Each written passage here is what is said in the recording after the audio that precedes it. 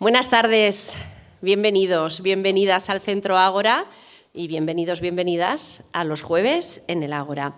Bueno, ya saben, lo anticipaba, lo decía Virgilio, que en Hacemos Barrio nos gusta superarnos. Cada vez tenemos más retos, lo ponemos más complicado y más interesante al mismo tiempo. Si se acuerdan, incorporamos las conferencias grupales, también los directos para llegar a todo el mundo que nos quisiera ver y escuchar.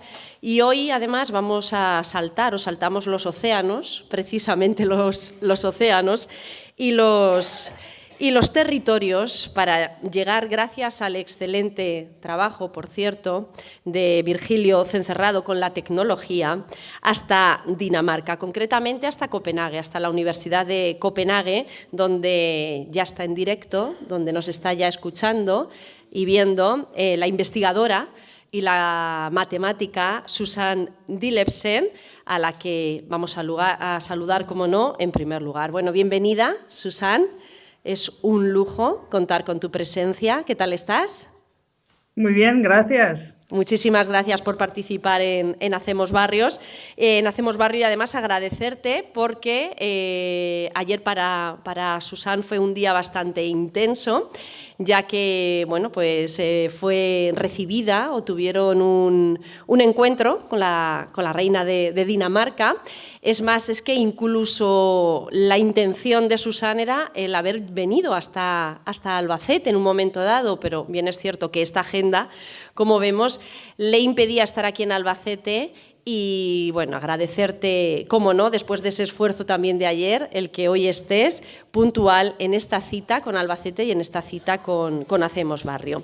Bueno, vamos a saludar también al concejal del Ayuntamiento de Albacete, al concejal de proximidad, Carlos Calero. Muchísimas gracias por estar aquí también, a la representante de la Federación de Asociaciones de Vecinos de Albacete, de la FAVA, como no, un placer también contar contigo tarde tras tarde, jueves tras jueves. Lo hacíamos antes, pero también ese saludo a Virgilio Cencerrado, al coordinador de este ciclo de conferencias y, como no, a todas y cada una de las personas que esta tarde nos acompañan, nos acompañáis. Bueno, les vamos a recordar, siempre lo hacemos, que este ciclo de conferencias cuenta con la colaboración de la Diputación de Albacete, de la Universidad de Castilla-La Mancha, de este Centro Ágora de Participación Ciudadana y del Complejo Hospitalario Universitario de Albacete. Está organizado por el Ayuntamiento de Albacete a través de la Concejalía de Barrios y de Pedanías y también por la Federación de Asociaciones de Vecinos de Albacete, por la FAVA. Seguro que todos ustedes conocen, incluso alguna vez habrán leído algo en la prestigiosa revista científica Nature, ¿sí? ¿Verdad? Claro que sí. Bueno, saben además que en esta revista solo se publican contenidos de gran prestigio y de gran calidad.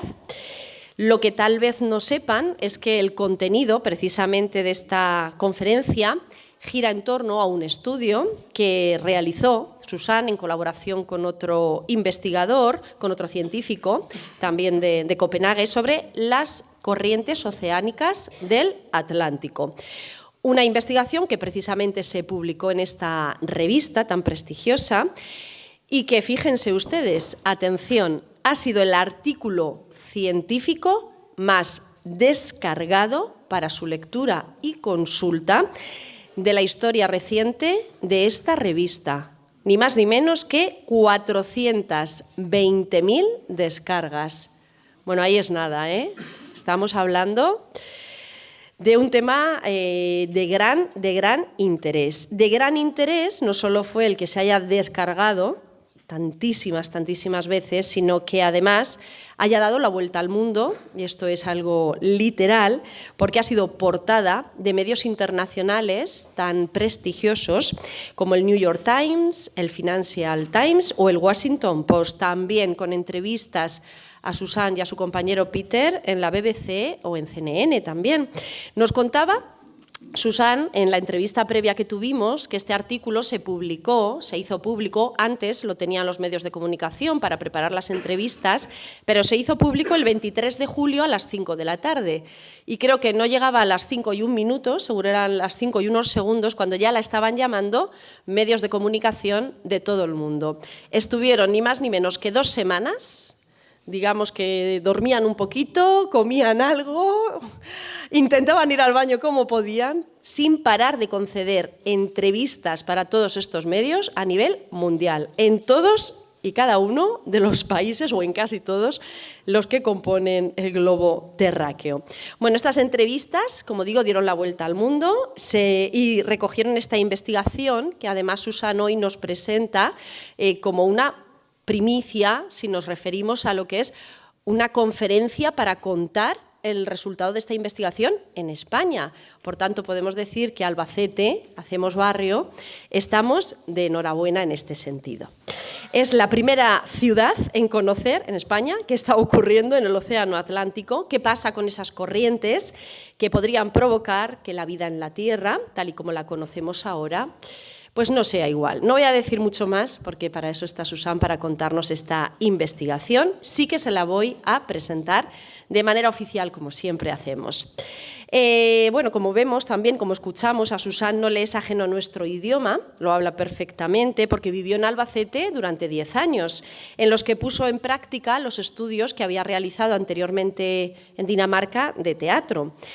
Una década en la que no solo hizo teatro, sino que también cumplió uno de los sueños que a ella le rondaba desde que era pequeña, y era estudiar matemáticas. Así lo hizo, se matriculó en la UNED, finalmente se licenció, después se especializó ya en Dinamarca en estadística y se doctoró en esta carrera. Pasó a ser después catedrática de la Universidad de Copenhague, donde dirige el Departamento de Estadística y de Teoría de la Probabilidad. Y entre sus muchos campos de investigación destaca el modelo matemático de sistemas fisiológicos y la neurociencia matemática. Además, Susan es vicepresidenta de la Real Academia de Ciencias y Letras de Dinamarca, es miembro electo del Instituto Internacional de Estadística, miembro también del Comité de Matemáticas Aplicadas de la Sociedad Europea de Matemáticas. Y sobre todo, es un honor contar con una persona con tanto prestigio a nivel internacional. Así que por mi parte nada más. Susan, te dejo ya con este maravilloso público que se ha dado cita en este Centro Ágora de Participación Ciudadana y muchísimas gracias de nuevo. Gracias, Susan. Gracias. Muchas gracias y muchas gracias por la introducción y muchas gracias a vosotros de estar aquí y buenas tardes. Y voy a disculpar por no estar ahí, me hubiera encantado estar ahí, también porque tengo amigos y también veo que algunos de ellos están entre el público y también está Virgilio. Y perdóname si mi español no es perfecto, estoy acostumbrada a hablar de este tema en inglés, con lo cual de vez en cuando tengo que buscar un poco las palabras, pero espero que lo podemos... que me vais a entender de todas maneras. Tengo un poquitín de problemas de escucharos, entonces en las preguntas, porque hay un poco de eco, pero voy a hacer mi mejor para entender las preguntas después. Bueno, hoy voy a hablar de este trabajo y voy en particular de hablar sobre puntos de inflexión. Voy a explicar lo que es eso y si se pueden predecir esos puntos de inflexión. Y estamos trabajando sobre el clima y voy a empezar con una pequeña introducción sobre los cambios climáticos que estamos viendo. Entonces, lo que estamos viendo aquí son datos de hasta septiembre 2023. Y en cada pantalla hay algo distinto ilustrado. Entonces, lo que veis aquí en el X es el año, o sea, empezando en enero 1 hasta diciembre 31 en cada pantalla. Y en el Y hay algo distinto en cada pantalla. Entonces, cada curva que veis aquí es un año distinto. Y el año está con color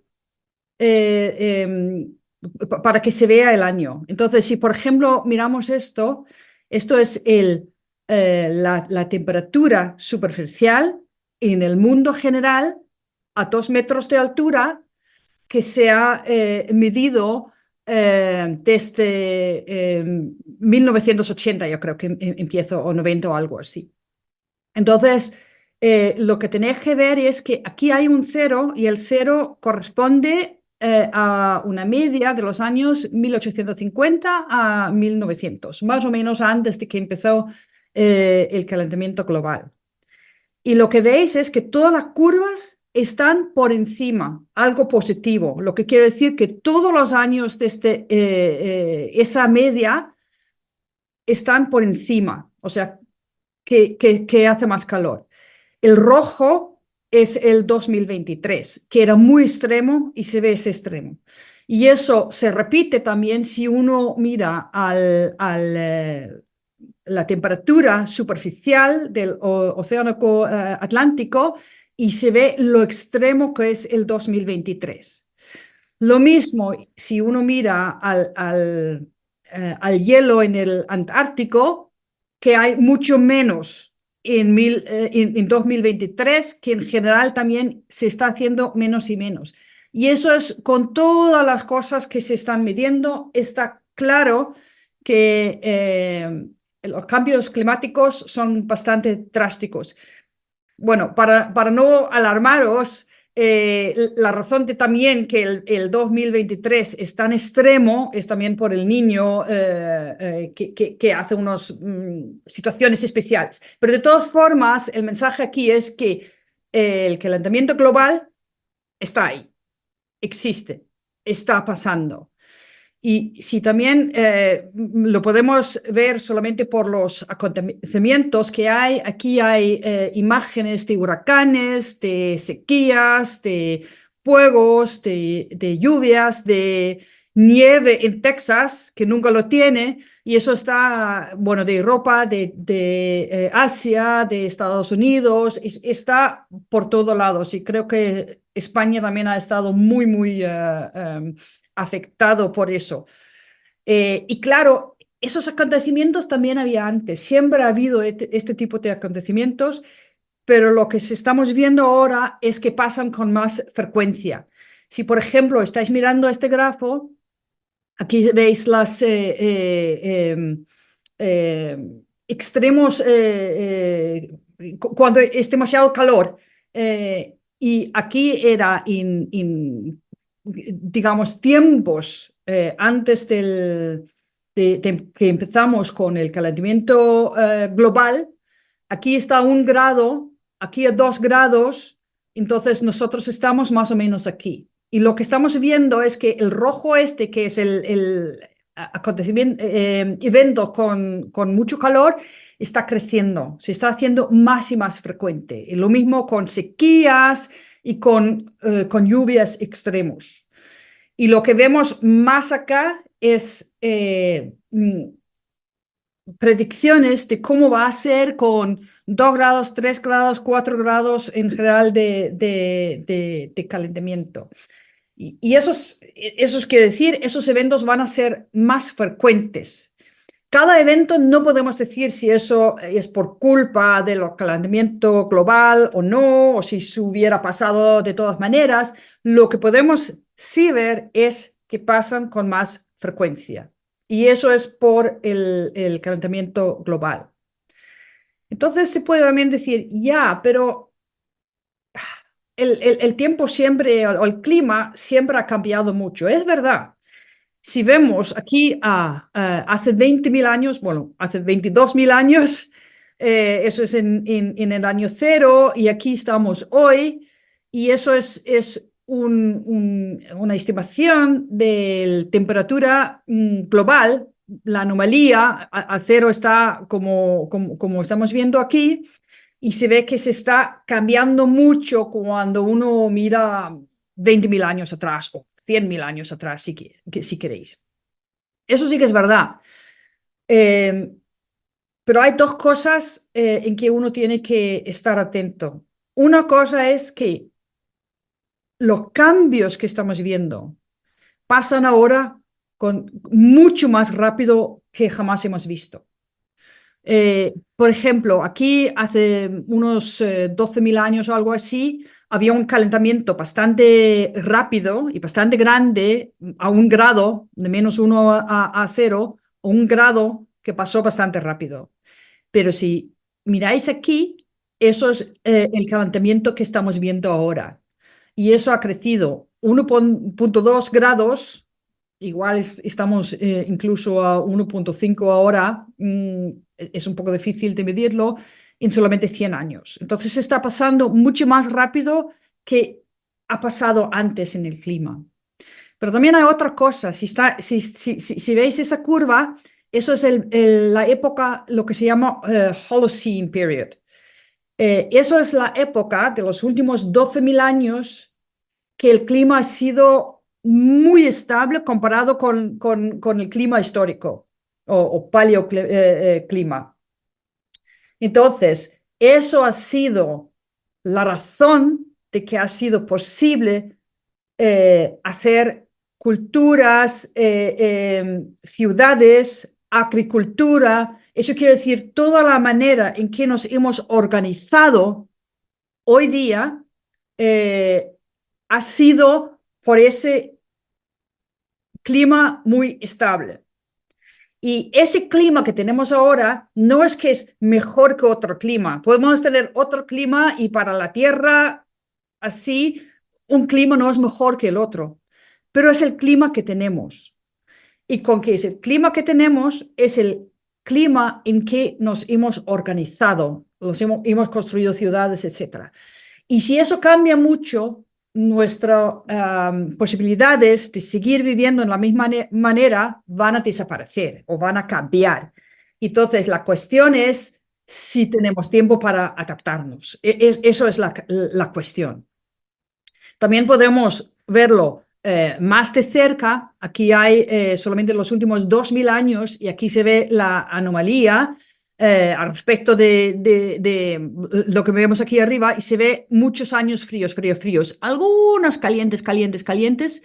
Aquí hemos empezado a la industria moderna y aquí empieza a ver los efectos y se ve que el calentamiento es realmente muy grande y muy rápido.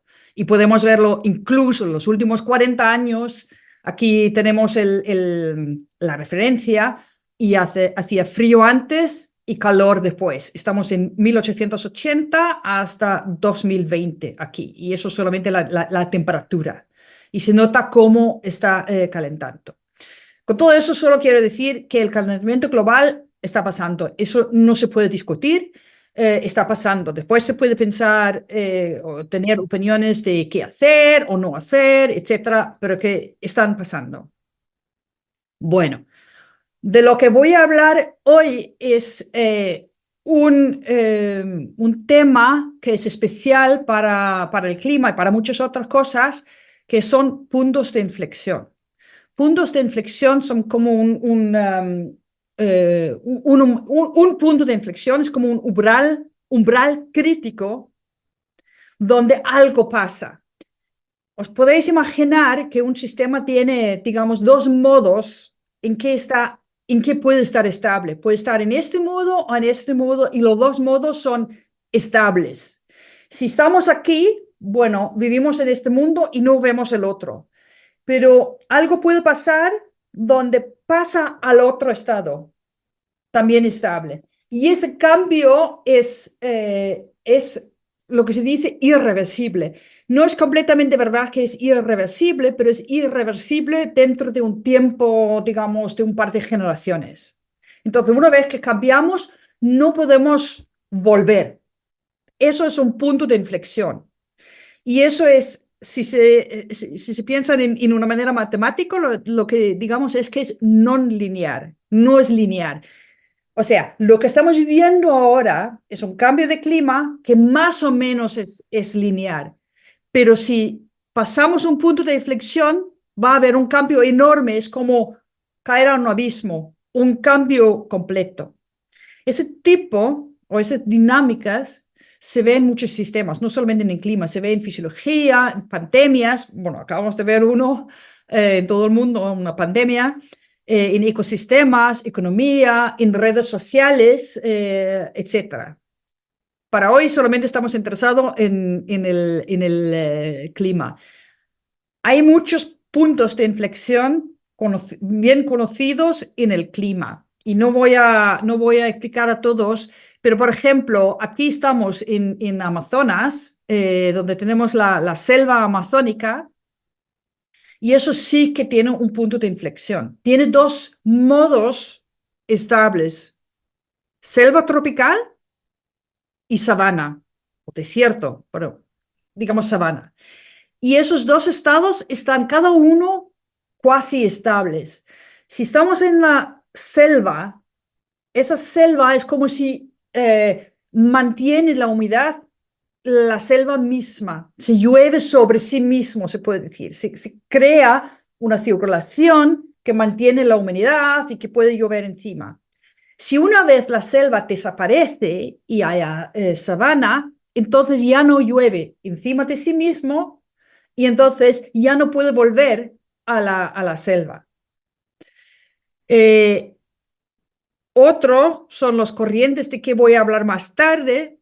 También tenemos el hielo de Groenlandia, que puede haber una capa de hielo o no puede haber. Y de eso voy a hablar un poquito más porque tengo una ilustración para explicar cómo esos puntos de inflexión pueden aparecer, que es exactamente ese efecto que no es lineal.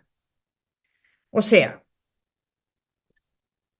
eh, después de haberos explicado lo que es un punto de inflexión, lo que sí voy a hablar es lo que es la cuestión central aquí, es si, y aquí tengo que practicar el español, el circulación de vuelco meridional del Atlántico, si eso va a colapsar o no. Y lo llamamos el AMOC. El AMOC viene por el título en inglés, que es el Atlantic Meridional Overturning Circulation. Entonces lo llamamos AMOC porque entonces no tengo problemas de pronunciarlo. Eh, el AMOC no es exactamente el Golfo, es otro tipo de corriente. Es un corriente que lleva agua caliente de las partes tropicales en la superficie del Atlántico hacia el norte. Y mientras vaya ahí, el agua caliente se enfría porque da calor a la atmósfera, pero también es muy salado. Y agua fría y agua salada pesa más.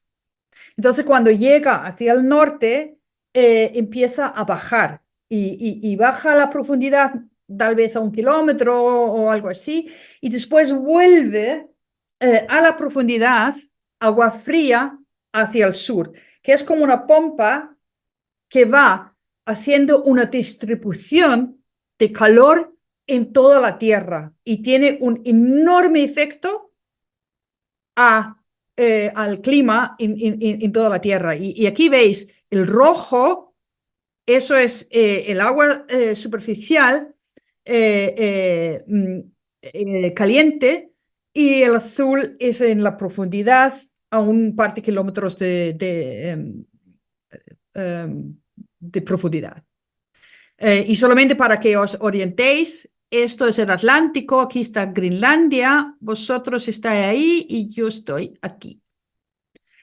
Vamos a verlo de otra manera. Aquí tenemos la Tierra otra vez y veis aquí colorado por el calentamiento por siglo, o sea, quiere decir los últimos 100 años, donde rojo significa calentamiento y azul significa enfriamiento. Y como veis, toda la Tierra está rojo, se está calentando. Y además veis, en las partes árticos, aquí, está incluso más rojo. Eso es lo que se llama la amplificación ártico, que se calienta como 2 o 4 veces más rápido en el Ártico. Pero, mira aquí, hay algo muy raro. Hay como una mancha o un agujero o un sitio justo aquí al sur eso es Groenlandia, al sur de Groenlandia, donde hace más frío. Es azul. O sea, hay ese sitio, perdona, que se está enfriando. Eso incluso tiene un nombre. Se llama the cold blob, la mancha fría, o the warming hole, el agujero en el calentamiento. Y se está pensando, donde actualmente se ha enfriado, se está pensando que ese enfriamiento muy local que hay justo aquí es un signo de que se está flojeando el amok. O sea, si esa corriente se hace más flojo y no consigue llevar tanto agua caliente, entonces estaba acostumbrado a tener agua caliente y va a tener menos. O sea, se toma eso como un signo, un huella tactitar, no me acuerdo cómo se dice, de que se está flojeando esa corriente. Y eso lo vamos a usar más tarde. Bien, vamos a intentar entender lo que es un punto de inflexión y lo voy a ilustrar con la capa de hielo en Groenlandia. O sea, aquí tenemos Groenlandia. Groenlandia es como una montaña de hielo. Tiene 3 kilómetros de altura ese hielo y se está deshaciéndose cerca del mar, pero arriba, en la cima, está cayendo nieve y eso se hace hielo y entonces se mantiene. ¿Y por qué se está manteniendo? Bueno, sabéis que cuando se va hacia arriba en una montaña se hace más y más frío. Y hay alguna línea, digamos, donde la temperatura es cero, lo que quiere decir por encima se va a helar y por abajo se va a deshacer. Pero está en equilibrio tanto como se deshace aquí, bueno, nuevo hielo se está construyendo por encima. Pero ahora hay calentamiento global. Y el calentamiento global quiere decir todo el calor crece y, y también este nivel de la temperatura cero, eso isotermo, sube. Y cuando sube, en algún momento llega a que el hielo que cae, la nieve que cae aquí arriba, no se convierte en hielo. Entonces va a deshacerse. ¡Pum! Se deshace el hielo y baja. Ahora, digamos que paramos el calentamiento global y volvemos a los tiempos antes de la industrialización y bajamos de nuevo esa línea aquí a donde estaba antes. Es demasiado tarde. El hielo ya ha bajado debajo de esa línea, con lo cual la nieve que ya cae ahí no ayuda, no se va a hacer hielo y va a desaparecer. O sea, eso es lo que significa que es irreversible, porque si volvemos a donde estábamos antes, ya no vuelva al estado donde estaba antes. Para volver a tener hielo ahí, tenemos que bajar esa línea todo hasta la superficie. Y eso es lo que quiere decir que es irreversible.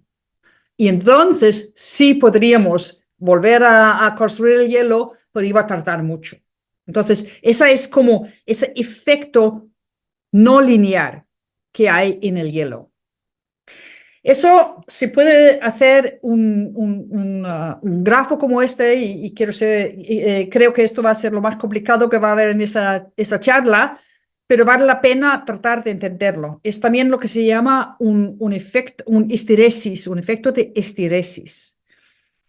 Lo que tenemos aquí es, digamos, la temperatura global.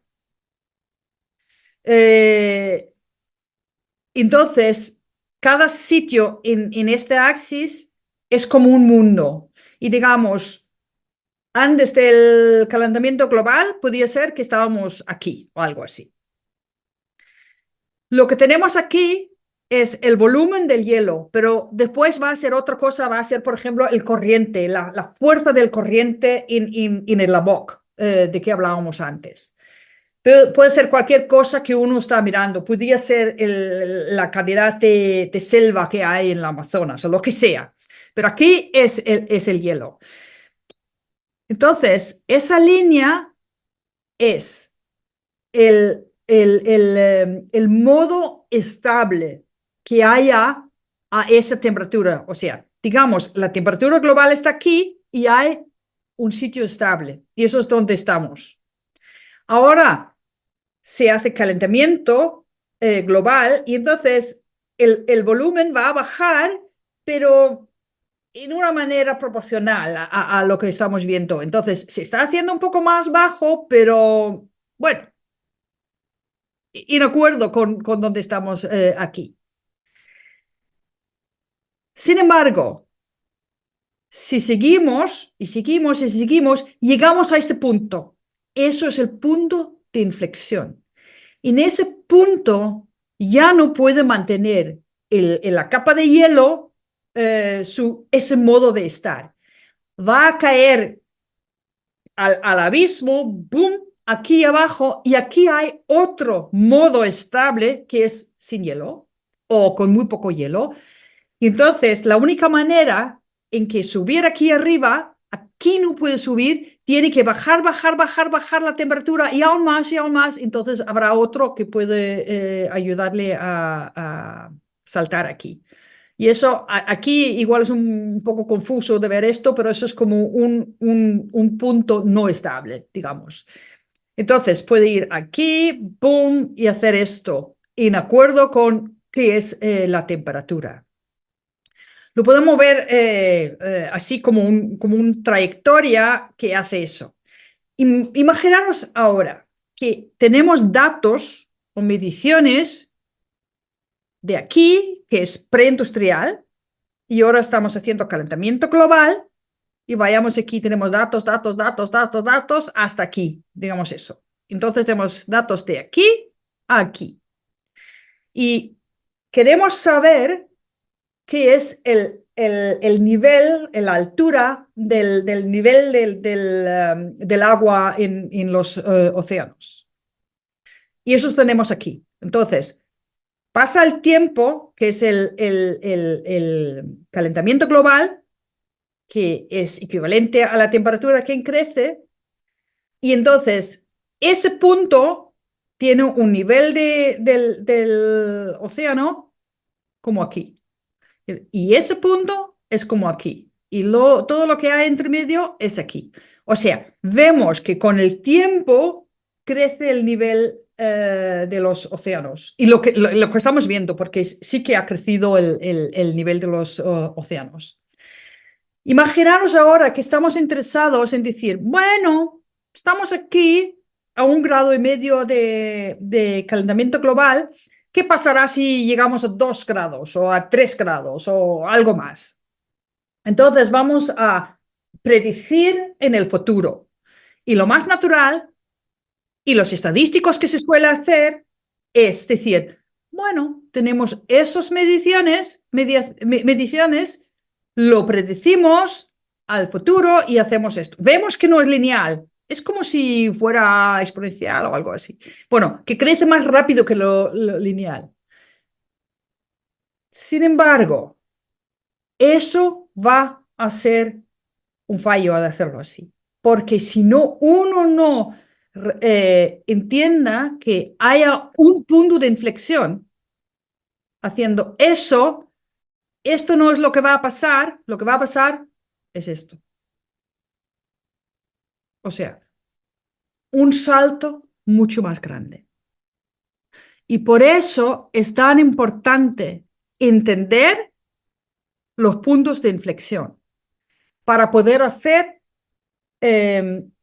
predicciones más realistas. Bueno, eso es sobre el hielo de Groenlandia y es como una ilustración donde espero que podáis ver cómo el efecto puede ser de que es irreversible. No es irreversible porque se puede ir hasta aquí, pero a nivel de generaciones de nosotros es irreversible. Una vez aquí es irreversible, sin mucho trabajo, mucho tiempo y tal. Vamos a volver a nuestro corriente oceánico, el AMOC. Aquí tenéis lo que se llama datos paleoclimáticos. Se ha sacado en el hielo de Groenlandia, todos los 3 kilómetros de altura, se ha sacado piezas de hielo. Por toda la montaña de hielo. Como se está cayendo encima la nieve que se convierte en hielo y después baja nuevo nieve, baja nuevo, hace así. Entonces, es como ir atrás, hacia atrás en la historia cuando se baja el hielo y es como un archivo del clima anterior. Y aquí se ha medido dos cosas. Se ha medido unos iones de oxígeno y polvo. Son dos cosas distintas. Pero dos cosas se piensa que es una aproximación de la temperatura que había cuando caía la nieve. El oxígeno, los iones esos de los oxígenos, y os podéis imaginar que si hace más calor, entonces en el agua alrededor de Groenlandia, si hace más calor, hay más energía en la atmósfera y entonces puede elevar a las nubes agua más pesado. Y esos son los iones. Hay un ion 18, un ion 16. Y el ion 18 pesa más. Entonces, si hay más cantidad del ion 18 comparado con el 16, es porque hace más calor. Y si es menos, hace menos calor. Entonces, con eso se han hecho un archivo y también se tiene con eso del polvo. Yo solamente lo he puesto juntos, solamente para que veamos que están dando el mismo señal en los datos. Entonces, aquí tenemos hace 20.000 años, hace 40.000, hace 60.000, hace 80.000. O sea, el tiempo va al revés, pero a ellos le gustan, los que sacan esos datos le gustan ponerlo en ese sentido. O sea, que tenéis que pensar que el tiempo va en esa dirección. O sea, eso es hoy más o menos y vamos atrás a la historia yendo en el hielo por abajo. Aquí tenemos hace 90.000 años y yendo hacia aquí. Todos esos datos son de las eras glaciales.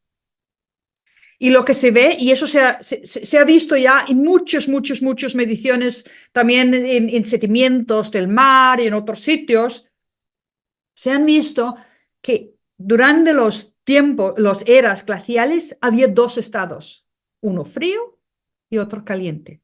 Se llama stadial, interstadial. Pero hay esos dos niveles y se ve aquí. Arriba, abajo, arriba, abajo. Y eso quiere decir que aquí hace calor y aquí hace frío. Frío, calor, frío, calor.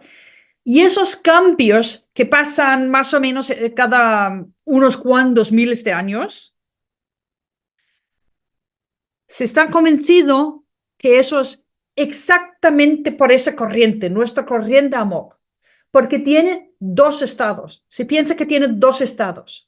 Uno fuerte y otro flojo.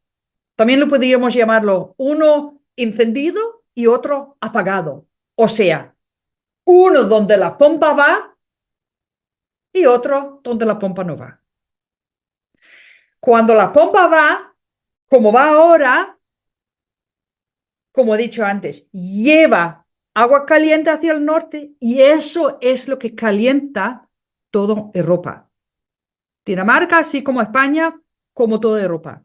Y por eso tenemos un clima mucho más caliente de lo que hay en Canadá o Alaska. Aunque esté a la misma altura que nosotros, deberíamos tener un clima como ellos y no lo tenemos. Y eso es por esa corriente que no existe en el Pacífico. Bien, o sea, eso quiere decir que ahora está en el estado encendido, fuerte. La pompa va.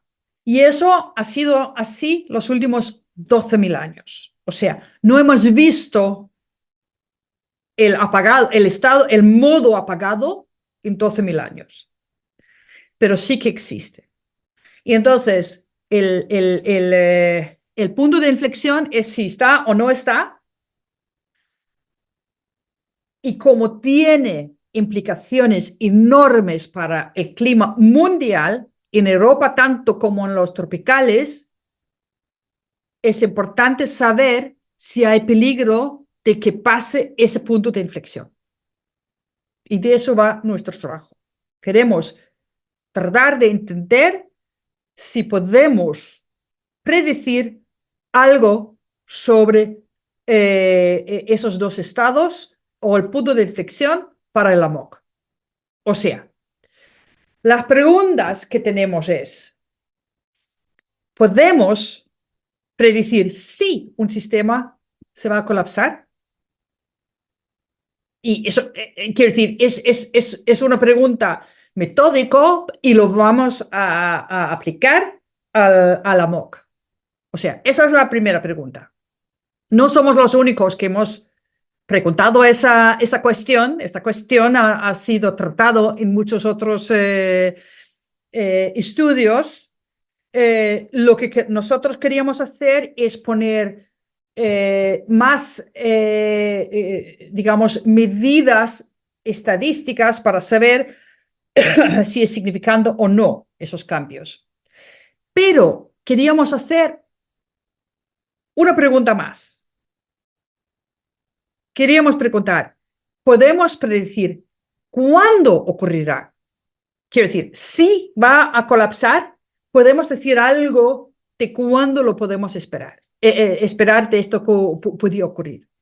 Y eso es lo nuevo en nuestro estudio.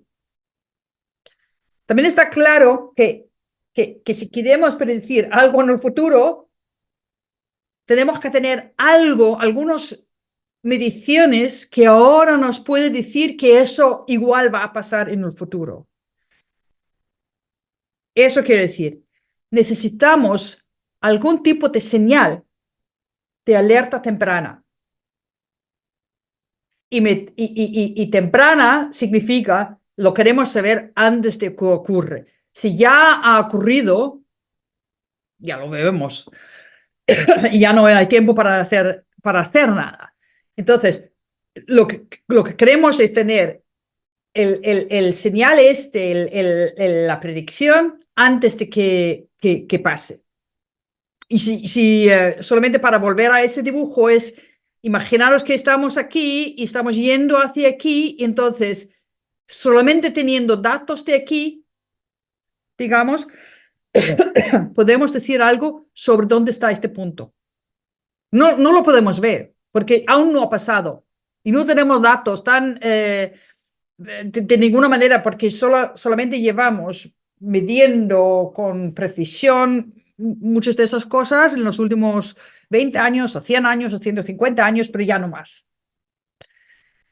Y claro, si una vez estamos aquí, no nos ayuda mucho, lo queremos saber ya estando antes, por ejemplo aquí. Eso es lo que vamos a hacer.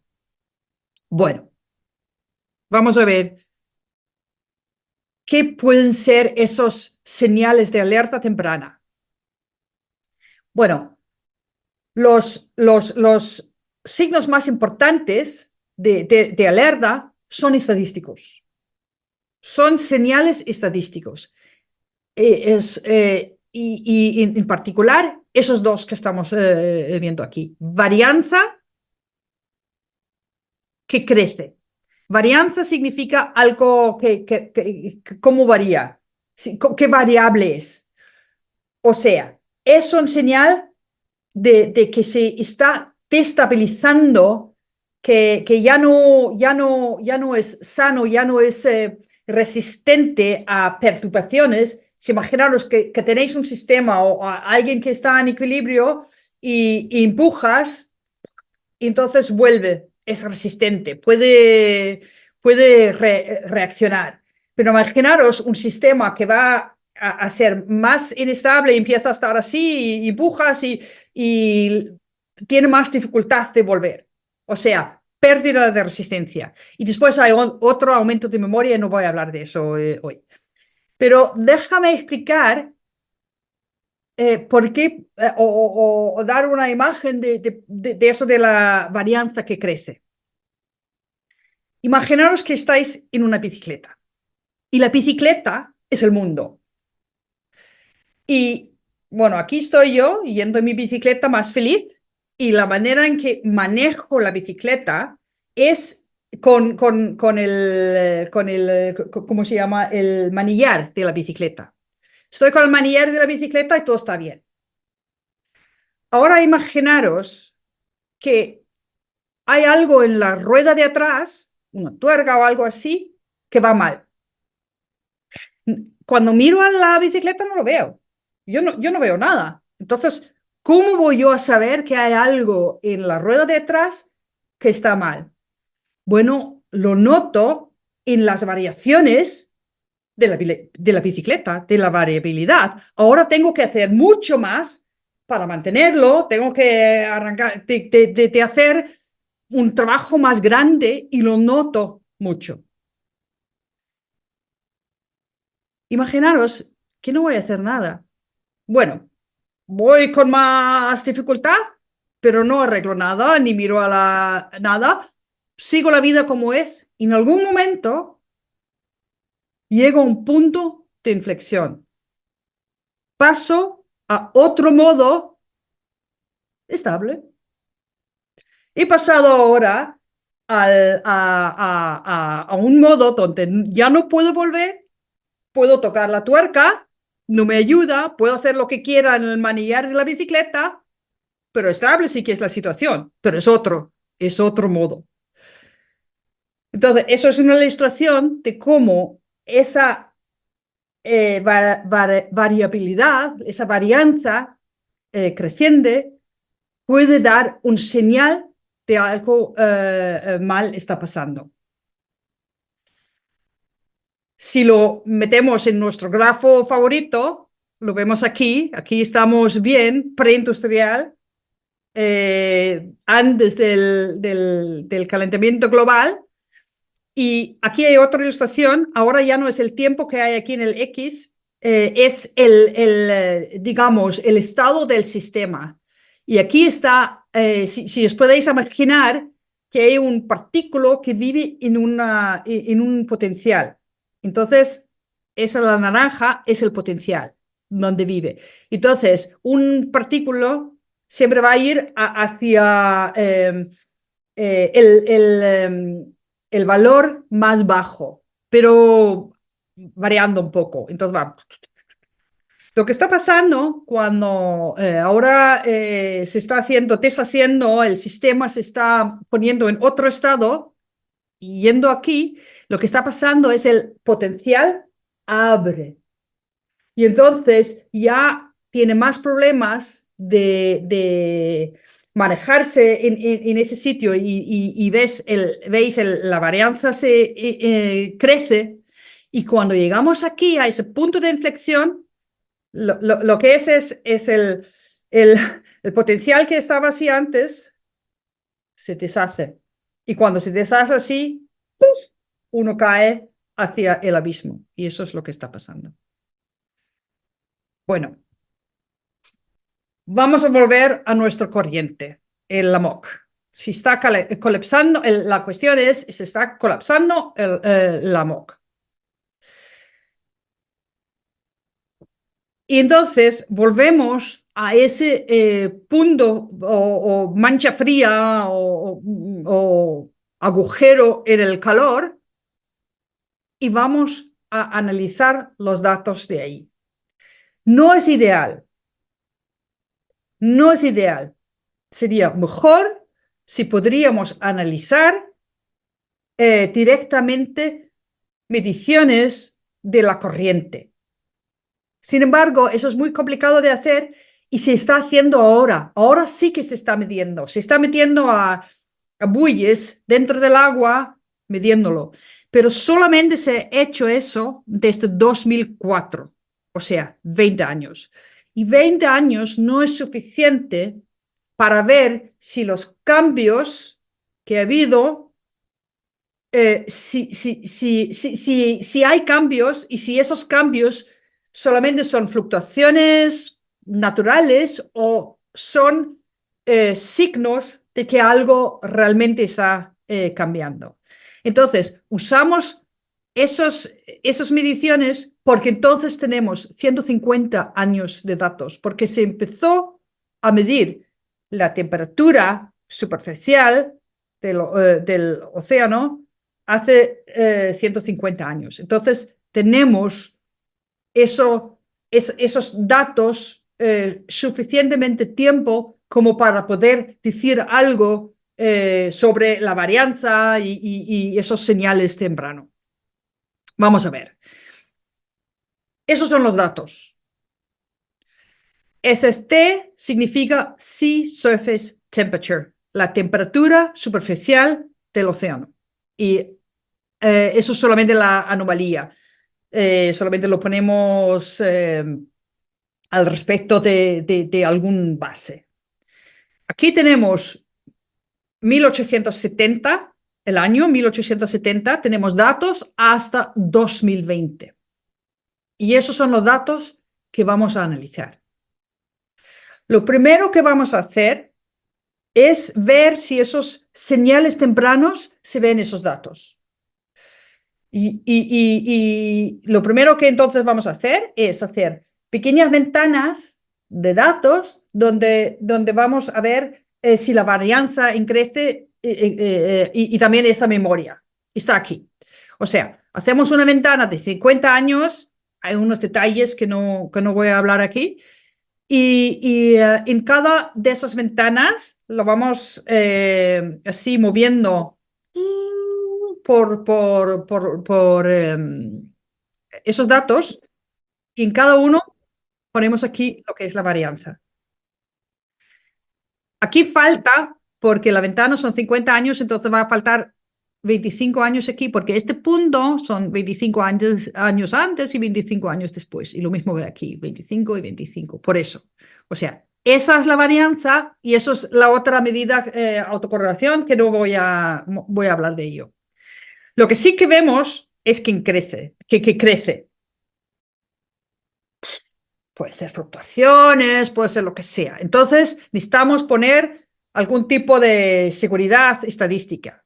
Bueno, podemos hacer lo que se llama un intervalo de confianza, lo que es esa banda. O sea, esa banda es lo que dice que si podíamos hacer otras mediciones aquí en el año 1900, entonces salía la estimación de la varianza, salía algún sitio aquí. Y la estimación de la memoria, digamos, salía algún sitio de aquí. Cuando sale de esa banda, significa que estadísticamente es significante el cambio, que ya es difícil de explicarlo solamente por fluctuaciones naturales. Y vemos que sale ya aquí, sobre el 1970. Lo que podríamos entonces ver igual en el año 2000, porque necesitamos 25 años extra. Pero no solamente sale de esa banda, sigue creciendo en una manera muy consistente. Entonces, con eso ya hemos dado respuesta a la primera pregunta. Podemos ver si se está acercando al punto de inflexión.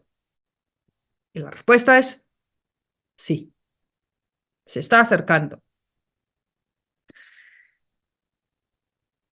Para la segunda cuestión, que es mucho más difícil, es decir, bueno, si creemos que es verdad que tiene un punto de inflexión, lo asumamos, pero lo sabemos por los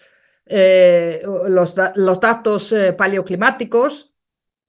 Si aceptamos esto, entonces podemos usar las características que hay de un punto de inflexión así. Resulta que un punto de inflexión, como lo que hay en ese sistema, se encuentra en muchos otros sistemas y en todos esos sistemas se comporta igual, en una manera universal. Y eso no importa si sea en el clima o en economía o en las redes sociales o lo que sea. Los detalles son distintos, pero hay la cosa universal y eso es lo que usamos. Una manera de explicar cómo esta cosa es lo mismo o es universal es si pensáis en una transición de fase. Imaginaros que tenéis algún elemento que puede ser sólido y eso puede, con que sube la temperatura, hace una transición de fase al líquido. Lo hace agua, lo hace plomo, lo hace cualquier cosa, alcohol. Los detalles son distintos y la temperatura a que pasa es distinto, pero la transición de fase exactamente igual. Es universal. Y esa universalidad del punto de inflexión lo vamos a usar en ese sistema. O sea, lo usamos la estructura exacta matemática que tiene. Cuando hacemos eso, y lo hacemos con esos datos que hay aquí, por supuesto que hay un montón de detalles que no voy a explicar aquí, lo que sale es esta curva. Esa curva es la curva de cómo vaya hacia el punto de inflexión. Y sale justo con los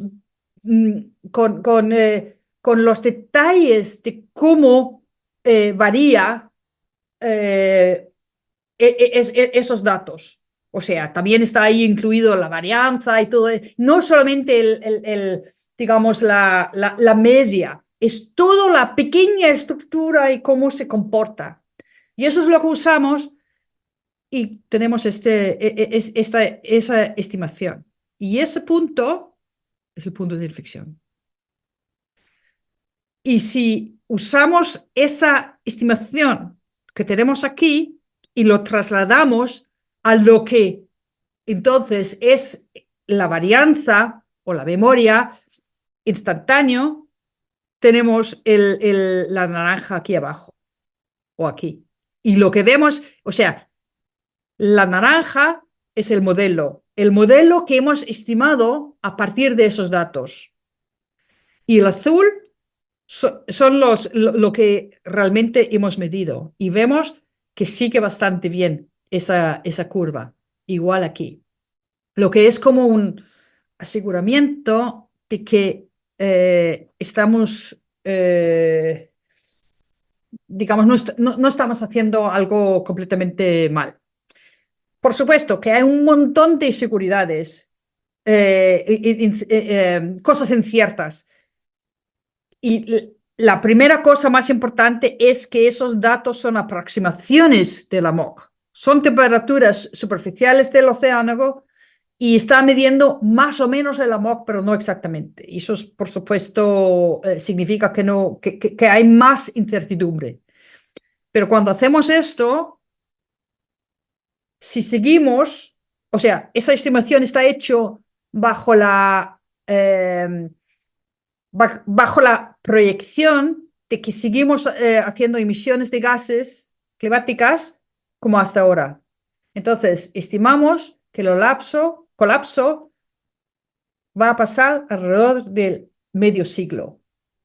Y tenemos dos intervalos, lo llamamos intervalo probable o intervalo muy probable, y esos vienen de las definiciones que se tienen en los um,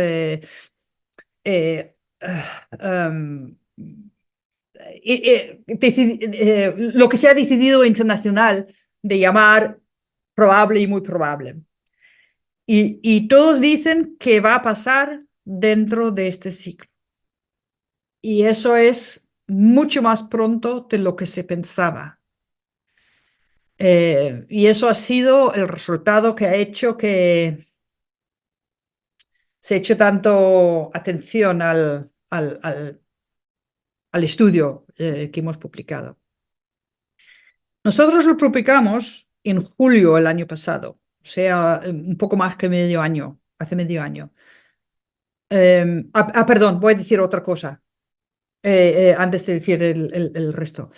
O sea, el colapso del ALMOC se ha llamado un evento de impacto alto porque realmente va a cambiar completamente el clima en toda la Tierra, pero se ha dicho que es de baja probabilidad.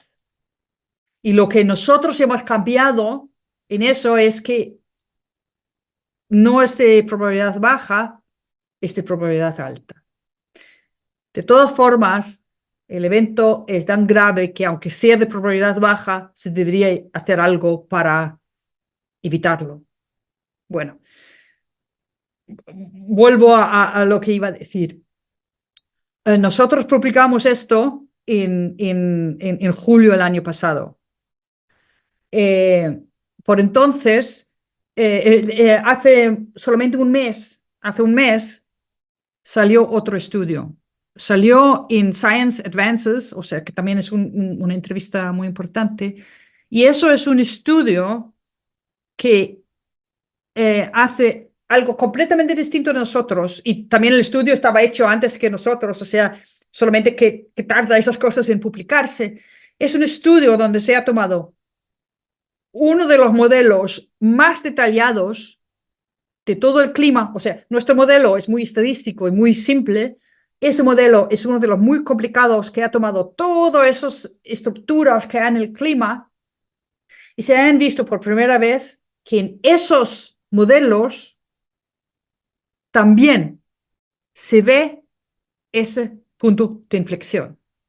O sea, aquí tenemos el corriente, o sea, ese es el AMOC. Dice transporte de volumen. Y esos son Svertrup, es solamente cómo se mide eso. Eso quiere decir, lo más grande, más corriente hay, y aquí es donde se apaga, donde ya no hay corriente. Esos son, no te dejes que leer esto como el año, no es el año 2000, esos son años modelos. O sea, se empieza la simulación en el ordenador, esos son simulaciones enormes que tardan medio año en correr en enormes clusters de ordenadores. Se empieza aquí y se ve, aquí se ve ese punto de inflexión. Lo que veis aquí arriba es cómo se añade agua fresca, se llama agua sin sal, agua fresca, no sé cómo se dice eso en castellano, pero eso viene de cuando se deshace el hielo de Groenlandia, entra más agua fresca, viene también de ríos, etcétera, y eso quiere decir que el agua va a ser menos salado, y se va a ser menos salado, igual ya no pesa suficiente como para mantener la pompa. Entonces, esa es el mecanismo con cual el AMOC puede apagarse. Entonces, en el modelo se están metiendo un poco más, un poco más, un poco más, un poco más, un poco más, y el cambio de aquí a aquí es muy poco, pero aún así se ve zoom, que este punto de inflexión pasa. Y cuando salió ese estudio hace poco,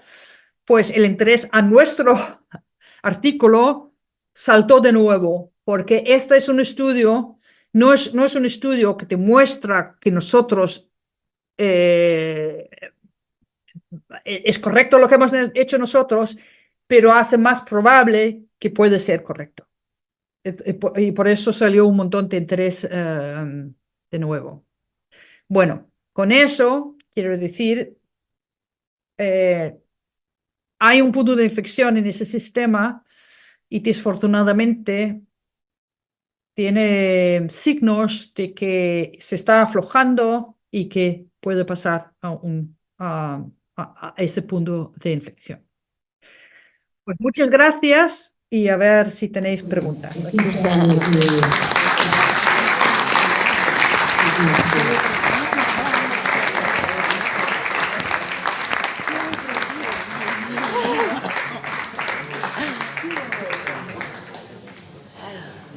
Muchas gracias, Susan. ¿Nos escuchas?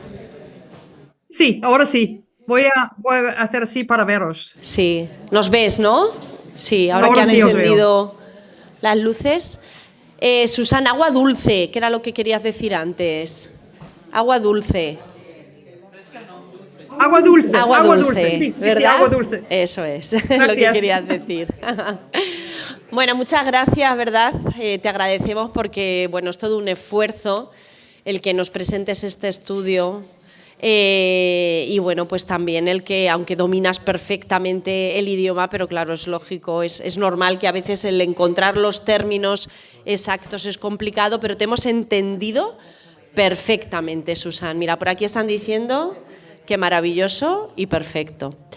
Virgilio, ¿quieres comentar algo o damos paso a las preguntas? Venga, preguntas. Voy para allá. Profesor Jorge Laborda, Sí. catedrático de... Farmacia. Eso es. ¿Química? Gracias, María José. Bueno, en primer lugar, no sé, ¿me escuchas bien? Sí. Bueno, enhorabuena por la fantástica charla y conferencia que has dado, que creo que ha sido pues muy ilustrativa de lo que nos espera, o al menos espera a nuestros hijos o nuestros nietos, porque a lo mejor nosotros ya no lo vemos, pero las siguientes generaciones esto lo van a sufrir. Y la pregunta que tengo es, bueno, un poquito quizás, no sé si técnica. Todos estos estudios que habéis mostrado son muy recientes, pero hace un poquito más de un año salió todo esto de la inteligencia artificial, modelo de inteligencia artificial, y a lo mejor la pregunta es, ¿hay algunos grupos de investigación, o quizás vosotros mismos, que estáis empleando o que podéis emplear esta nueva tecnología de la inteligencia artificial para ver si esa inteligencia, que obviamente bueno, es artificial, claro, no es la natural humana, predice algo parecido a lo que vosotros estáis diciendo? Es decir, de alguna manera hay una... En fin, que se corrobore por parte de toda esta tecnología que efectivamente todos estos estudios son verdad y que a lo mejor nos puede aportar incluso algún tipo en fin, de conocimiento nuevo o de descubrimiento que algo no lo hemos acabado de descubrir los humanos, ¿no? Entonces, no sé si eso es así o no. ¿Hay alguien que está utilizando esa tecnología? Bueno, creo que he entendido la pregunta, que es si la inteligencia artificial se podía usar para enseñar algún modelo y para poder predecir si eso va a pasar o no. Claro, sí, efectivamente. Los modelos de inteligencia artificial, claro, habrá que entrenarlos con los datos que hay y con esos datos, de alguna manera, el sistema aprende cuál es la tendencia, aprende a distinguir pues, un determinado parámetro, una determinada, en fin, característica, y a partir de ese aprendizaje, que bueno, hay sistemas de inteligencia artificial que ya son más buenos que algunos médicos especialistas, por ejemplo, en interpretar escáneres o imágenes de un tumor. Es decir, a base de entrenarle con datos, esos sistemas son capaces de aprender muy bien una determinada tarea concreta. A veces es general, pero esto sería una tarea concreta de qué sacamos con esos datos, ¿no? La respuesta es sí, no. Es no porque como no hemos visto un colapso en los últimos 12.000 años, quiere decir que no hay datos en que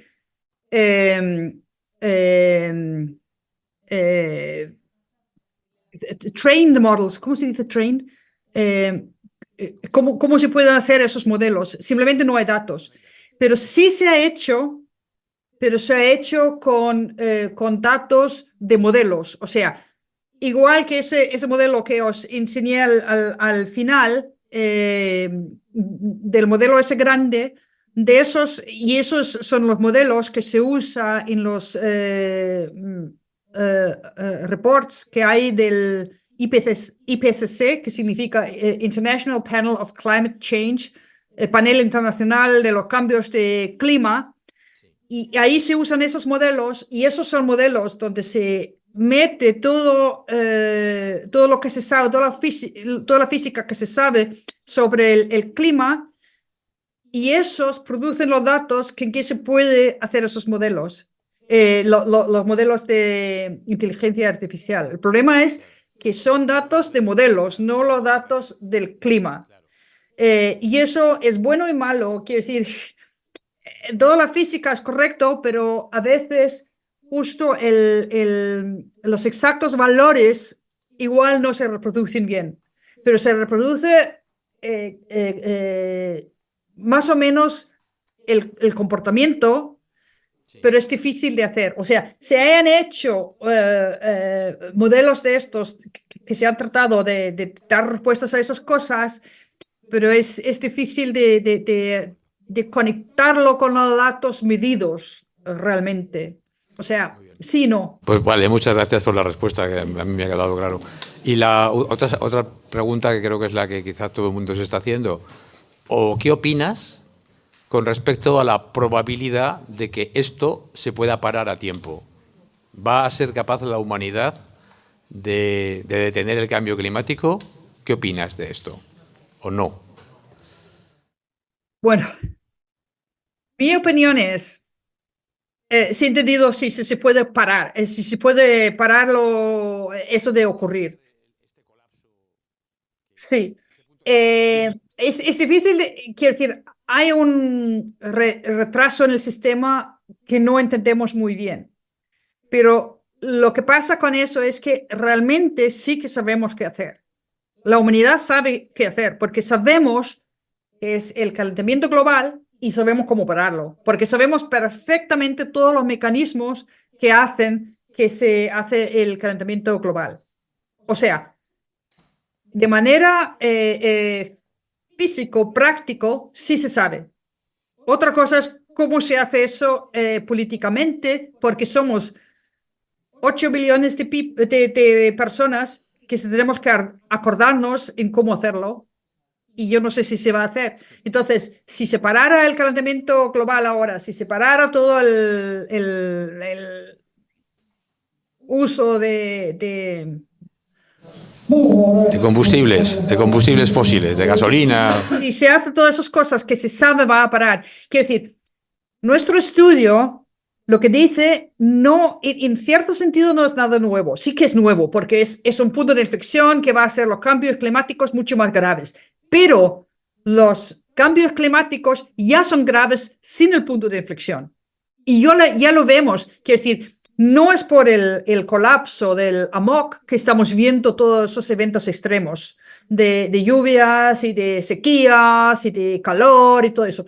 Eso se está pasando ya simplemente por el cambio climático. Y sabemos cómo pararlo. Solamente hay que hacerlo. Y eso es el problema. Entonces, en ese sentido, nuestro estudio solamente dice es aún más urgente de hacerlo, pero no tenemos que hacer nada distinto de lo que ya sabíamos que teníamos que hacer. Muy bien. Muchas gracias. Gracias, Jorge. Gracias. Susan, muchas gracias. Yo creo que es inevitable. Se puede parar esto científicamente, pero resulta que políticamente se está en contra de la ciencia. Y tenemos un dato clarísimo. Todas las cumbres del clima, todas, han sido un auténtico fracaso. Y me aventuro a decir que las próximas también. no tenemos más que ver lo loco que está el mundo. Entonces es imposible, por razones geoestratégicas fundamentales, que los países que son los que dicen lo que hay que hacer, los científicos aconsejan, pero quien pone en práctica las cosas son los políticos. Y estamos, desgraciadamente, la especie humana es así, tenemos los genes de chimpancés en vez de tener los genes de los bonobos, y estamos encaminados a nuestra propia destrucción, y si no, al tiempo. Muchas gracias.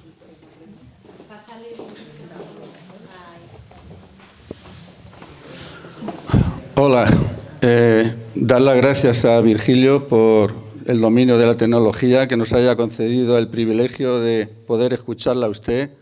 Y ha salido todo perfecto. Su dominio del español es mejor que el mío. La felicito. Me tranquiliza, los científicos nos tranquilizan saber que hay gente que se está preocupando por el planeta mientras los demás nos dedicamos a comer, beber y dormir.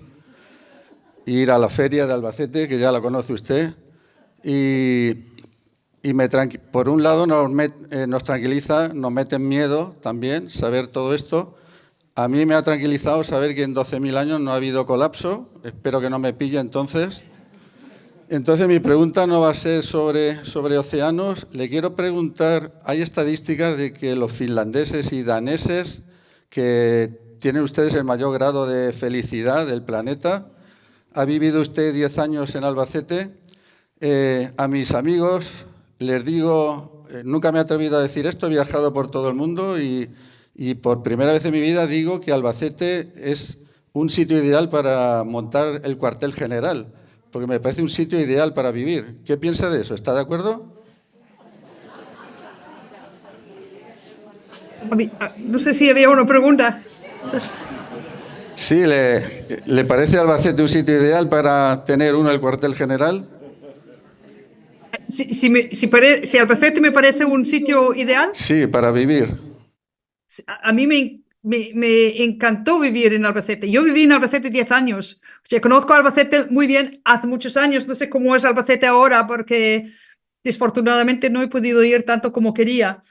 Pero yo creo que Albacete era un sitio bueno para vivir. Pero ¿quieres decir si colapsa el AMOC, si está bien vivir ahí? Eso no lo sé. Bueno, espero que no. Por lo menos que nos dejen la feria sin colapsar. Si la feria va a seguir, pues eso no lo sé. Yo creo que la feria sí que va a poder seguir. Añadiendo un poquito más, mi segunda mujer vivía en Malmo, y conozco Copenhague porque están unidos por un puente, y la región donde ella vive es Skåne y se sienten daneses. Me sorprendió de que haya también zonas de Europa donde nos creemos que aquí tenemos problemas con los separatistas, pero los de Skåne también se sienten daneses, ¿es cierto? La gente del sur de Suecia. La gente de Malmo. ¿Quieres decir todas las cosas que están pasando ahora en Suecia? Sí. Sí, no sé qué decir sobre ello, pero sí se están pasando cosas muy fuertes ahora. Bueno, no la interrumpo más, que hay gente que quiere preguntar algo. Gracias. Buenas tardes, Susan. Quería preguntarte, en el caso del colapso de la MOC, ¿qué consecuencias climáticas tendría más o menos en nuestro mundo o en nuestra parte del mundo? Gracias. Sí, es muy difícil de decir lo que va a pasar. Y hay estudios que lo están mirando y muy preciso no se puede decir porque lo que ya se sabe es que durante las eras glaciales cambió la temperatura local en Europa hasta 10 grados en muy poco tiempo. No sabemos si eso es lo mismo que va a pasar porque ya no tenemos eras glaciales y no hay razón de pensar que debería ser lo mismo, pero seguramente lo que va a pasar es que va a bajar la temperatura y bastante rápido en Europa y se va a calentar más otras partes del mundo por encima del calentamiento global. con lo cual va a haber más extremos, más y se va a cambiar donde llueva, donde no llueva y todo eso. Quiero decir, toda la manera en que no hemos construido nuestra vida seguramente tendrá que adaptarse a algo distinto y la cuestión es si tenemos tiempo para hacerlo con lo rápido que va a pasar los cambios. Es muy difícil decir exactamente. Y seguramente va a subir también el nivel de los océanos. Buenas tardes. En primer lugar, muchas gracias por la conferencia. Le quería hacer una pregunta. En las primeras imágenes que ha proyectado he visto que en los últimos 10.000 años, antes de la era neolítica, por así decirlo, la temperatura ha estado muy estable prácticamente hasta hace poco, ¿no? Que es cuando ha empezado a subir y según todos los estudios por la emisión de gases, ¿no? Pero me ha llamado la atención un dato que hace 10.000 años el crecimiento de la temperatura también era bastante acentuado, ¿no? ¿Hay estudios que nos digan por qué crecía la temperatura tan rápida hace 10, 12.000 años, como la imagen que nos ha presentado? Pues no sé si alguien sabe por qué, no creo que se sabe exactamente por qué se empezó ese tiempo muy estable.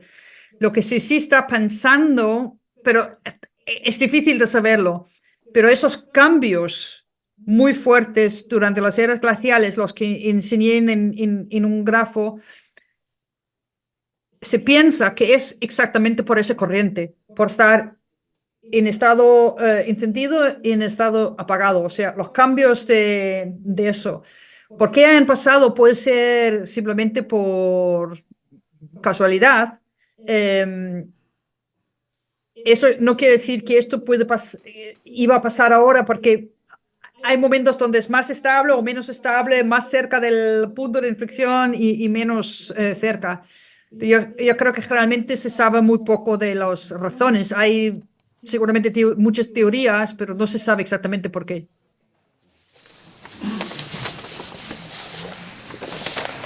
¿Hay más preguntas? Susan, una pregunta. ¿Vamos a ponernos en la peor de las situaciones? Vamos a ponernos en la peor situación de que efectivamente la circulación del océano colapsa. ¿Se sabe más o menos, por ejemplo, la temperatura, cuánto bajaría de media en Europa? Según un estudio, no sé si el tuyo o alguno de los que has mencionado, se comentaba de que entre 5 y 20 grados. Eso, si se mantiene en el tiempo, es una hecatombe, claro. Sí, yo creo que los estudios que hayan muestran entre 5 y 10 grados o 5 o 8 grados. Lo que puede pasar es que esto ocurre muy rápido. Entonces se hace más frío y en cierto sentido eso no es muy grave si hay tiempo para adaptarse. El problema es, y también está el problema de que en otros sitios del mundo se va a hacer mucho peor. Pero 5 o 8 grados que puede pasar entre 20 y 100 años. No se sabe lo rápido que va a pasar. Puede ser que pase en una cuestión de 10 o 20 años, puede ser que pase en 100 años, pero de todas formas, aunque sea lo más lento que podemos imaginar, 100 años, son 8 grados en 100 años. Y 8 grados en 100 años tenemos que compararlo con 1,5 grados que hemos visto en 100 años. O sea, nosotros vemos enormes implicaciones por un cambio de temperatura global de 1,5 grados. Y ahora, en 100 años. Y ahora estamos hablando de 5 o 8 grados a 10 grados en 100 años. Va a ser enorme. Bueno, muy gráfico, ¿no? Este último ejemplo. ¿Hay alguna pregunta más? ¿No? Susan, ¿cuándo se produjo el último colapso? ¿Cómo? ¿Cuándo se produjo el último colapso? Hace 12.000 años. 12.000 años. 12.000 años. Bueno, has abierto la caja de los truenos. Porque digo que has abierto la caja de los truenos porque esta conferencia era un poco una prueba, a ver qué tal resultaba. Y tal como me dijiste el domingo, te tomo la palabra para que nos digas con quién más podemos hacer este tipo de eventos, porque ahora sí que se nos abre el mundo. Ya no necesariamente tenéis que estar aquí presentes. No te imaginas lo agradecido que estoy de conocerte, de que nos hayas dado esta conferencia y de que hayamos disfrutado tantísimo. Mañana ya la tendré colgada en Hacemos Barrio y la podrán ver. La entrevista que te hice lleva ya 47.000 visitas en Hacemos Barrio, o sea que imagina lo que puede ocurrir con esta conferencia. Muchas gracias, Susan. Si te parece, no hay más preguntas, lo dejamos aquí. Te agradecemos, bueno, nos reiteramos en ese agradecimiento que ya hemos hecho anteriormente y que hacía también Virgilio. Y bueno, yo creo que vamos a agradecerle y a despedirla con un aplauso que se merece.